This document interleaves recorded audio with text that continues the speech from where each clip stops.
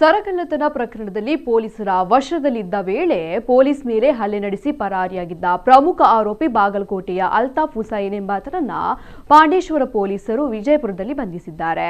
June 14ರಂದು ಮಂಗಳೂರಿನ ಸೂಟರ್ಪೇಟೆ ಗ್ರಾಮ ಲೆಕ್ಕಾಧಿಕಾರಿ ಕಚೇರಿ ಸಮೀಪ ಮಹಿಳೆಯೊಬ್ಬರಿಂದ ಚಿನ್ನದ ಸರವನ್ನ ಕಸಿದುಕೊಂಡು ಬೈಕಿನಲ್ಲಿ ಪರಾರಿಯಾಗಿದ್ದ ಪ್ರಕರಣಕ್ಕೆ ಸಂಬಂಧಿಸಿ ಪೊಲೀಸರು ಆರೋಪಿಗಳ ಪತ್ತೆಗೆ ಕಾರ್ಯಾಚರಣೆ ನಡೆಸ್ತಾ ಇದ್ದರು.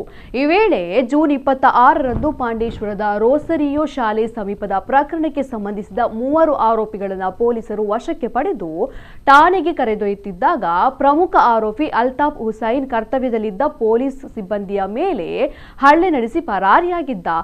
ಈ ಘಟನೆಯಲ್ಲಿ ಪೊಲೀಸ್ ಸಿಬ್ಬಂದಿಗೆ ಸಣ್ಣ ಪ್ರಮಾಣದ ಗಾಯವಾಗಿತ್ತು. ಈ ಬಗ್ಗೆ ಪಾಂಡೇಶ್ವರ ಠಾಣೆಯಲ್ಲಿ ಪ್ರಕರಣ ದಾಖಲಿಸಲಾಗಿತ್ತು. ಈ ಸರಗಳ್ಳತನ ಪ್ರಕರಣಕ್ಕೆ ಸಂಬಂಧಿಸಿದಂತೆ ಚಿನ್ನದ ಸರ ಮತ್ತು ಬೈಕ್ ಅನ್ನು ಉತ್ತರ ಪ್ರದೇಶದ ನಿವಾಸಿಗಳಾದ ರವಿ ಭೌರ ಮತ್ತು ಸಾಹಿಲ್ ಸಿದ್ದಿಕಿ ಯಾನೆ ಸಾಹಿಲ್ ಎಂಬವರಿಂದ ಪೊಲೀಸರು ಈಗಾಗಲೇ ವಶಪಡಿಸಿಕೊಂಡಿದ್ದಾರೆ. ಪೊಲೀಸರ ವಶದಿಂದ ಪರಾರಿಯಾಗಿದ್ದ ಅಲ್ತಾಫ್ ಹುಸೈನ್ನ ಪತ್ತೆಗಾಗಿ ವಿಶೇಷ ಪೊಲೀಸ್ ತಂಡ ರಚಿಸಲಾಗಿತ್ತು. ನಿರಂತರ ಕಾರ್ಯಾಚರಣೆ ನಡೆಸಿದ ಬಳಿಕ ಆರೋಪಿಯು ವಿಜಯಪುರದಲ್ಲಿರುವ ಬಗ್ಗೆ ಖಚಿತ ಮಾಹಿತಿ ದೊರೆತ ಹಿನ್ನೆಲೆಯಲ್ಲಿ ಆಗಸ್ಟ್ 10ರಂದು ಕಾರ್ಯಾಚರಣೆ ನಡೆಸಿ ಆರೋಪಿಯನ್ನು ಬಂಧಿಸಲಾಯಿತು.